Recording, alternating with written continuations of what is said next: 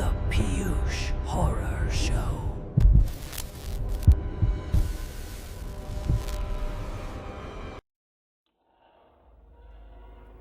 पुराने बंद पड़े मकानों में अक्सर भूत प्रेत अपना डेरा डाल ही लेते हैं और फिर जो परिवार वहां रहने आए उसको काफ़ी तंग करते हैं और कभी कभी तो ऐसे परिवारों की जान पर भी बनाती है। मगर सच तो ये है कि हवन, गृह शांति और अनुष्ठान कराने से ये भूत प्रेत भाग भी जाते हैं, परंतु हमेशा नहीं। जी हाँ, कुछ भूत प्रेत आत्माएं इतनी जिद्दी और ताकतवर होती हैं जिनका हवन और गृह शांति से बाल भी बाका नहीं होता और वो जिसको चाहें जब चाहें अपना शिकार बना लेती हैं और अंत में उस परिवार को वो घर इन भूतों के हवाले करके वहां से निकलना ही पड़ता है। ये वाकया सन 2016 राजधानी दिल्ली का है। हुआ ऐसा कि एक कई दिनों से खाली पड़े फ्लैट में 4 लोगों का एक परिवार रहने आ गया। उस परिवार में पति पत्नी, उनकी एक बेटी और पति का छोटा भाई था। पति का नाम अमित, पत्नी का नाम सुनीता, बच्ची का नाम पाखी और पति के छोटे भाई का नाम रोहन था। परिवार ने घर में आते ही सबसे पहले एक हवन कराया जिससे उस जगह से नकारात्मकता हट जाए और घर शुद्ध हो सके। दोनों भाई एक दुकान चलाते थे और सुबह घर से निकलकर रात को ही घर लौटते थे। उनके पीछे बच्ची भी स्कूल चली जाती थी और पत्नी को अकेले ही उस फ्लैट में रहना पड़ता था।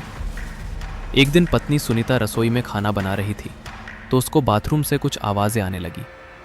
वो गैस मंदा करके बाथरूम में गई तो बाथरूम का दरवाज़ा बंद था और आवाज़ें फिर भी आए जा रही थी। अब सुनीता को थोड़ा डर लगने लगा तो उसने बराबर वाले फ्लैट से जाकर पड़ोस की आंटी को बुलाया।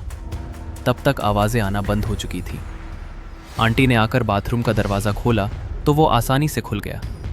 फिर आंटी ने सुनीता को समझाया कि डरने की बात नहीं है, बारिश के मौसम में दरवाज़ा अकड़कर जाम हो जाता है और वो आवाज़ कहीं और से आ रही होगी, तू डर मत और अपना काम कर ले। ये कहकर आंटी अपने फ्लैट में चली गई और सुनीता अपने काम में लग गई। अगली शाम पाखी अकेली कमरे में खेल रही थी और सुनीता रसोई में बर्तन साफ कर रही थी।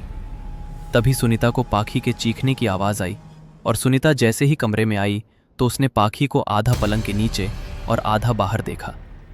पाखी चीखे जा रही थी और अपने दोनों हाथ सुनीता की तरफ बढ़ा के खुद को बाहर खींचने के लिए कह रही थी। सुनीता को पता नहीं क्या हुआ, वो चाहकर भी पाखी की मदद नहीं कर पा रही थी।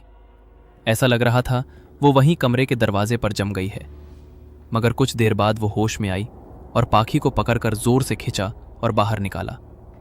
बाद में पूछने पर पाखी ने बताया कि मम्मी, मैं कमरे की ज़मीन पर बैठकर खेल रही थी, फिर अचानक किसी ने मेरे दोनों पैर पकड़कर पलंग के नीचे खींच लिए और मैं बहुत डर गई।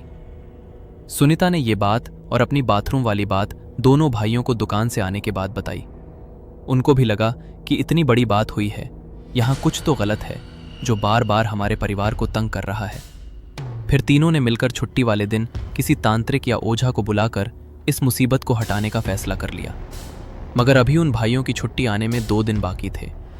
एक दिन बाद जब छोटा भाई रोहन सुबह उठकर बाथरूम में शेव बना रहा था, तभी उसके पीछे आकर एक बड़ी सी परछाई खड़ी हो गई। उसको एहसास हुआ, उसने मुड़कर देखा तो कोई नहीं था, मगर जब फिर से सामने देखा तो वो परछाई फिर से उसके पीछे खड़ी थी।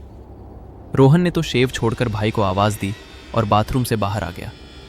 फिर सारी बात अपने भैया और भाभी को बता डाली। तीनों बहुत डर गए और सुनीता ने कहा, मैं भी अकेले अब यहाँ जब तक नहीं रहूँगी जब तक यहाँ सब ठीक नहीं होता। दोनों भाइयों के दुकान और बेटी के स्कूल जाने के बाद सुनीता पास ही में अपनी सहेली के यहाँ चली गई और पाखी के आने के बाद ही घर में वापस आई। रात को पूरा परिवार खाने के बाद बातें करने लगा कि कल हम एक मौलवी को लेकर आएंगे जो पास ही की दरगाह में बैठते हैं और फिर यहाँ जो भी अलाबला है उसको निकाल कर बाहर कर देंगे। थोड़ी देर बाद सुनीता चाय बनाने चली गई, अमित सब्जी काटने लगा और रोहन बाथरूम में हाथ धोने चला गया। थोड़ी देर में रोहन ने हाथ धोते हुए पीछे किसी को खड़ा महसूस किया। उसने शीशे में से ही देखा कि एक बहुत बूढ़ा और खूंखार आदमी गंदे कपड़े पहने और चेहरे पर चिड़चिड़ापन लिए उसको खाने की नज़र से घूर रहा है। रोहन ने मुड़कर देखा तो वो बूढ़ा आदमी उसके एकदम करीब ही था और उसकी तरफ जैसे ही बढ़ा तो रोहन की चीख पूरे फ्लैट में गूंज गई। वो जैसे तैसे करके बाहर आया तो देखा उसकी भाभी भी डर से चिल्ला रही है क्योंकि उसके चाय वाले बर्तन में आग लग गई है, जबकि अभी तक उसने गैस जलाई तक नहीं थी। दोनों अमित की तरफ भागे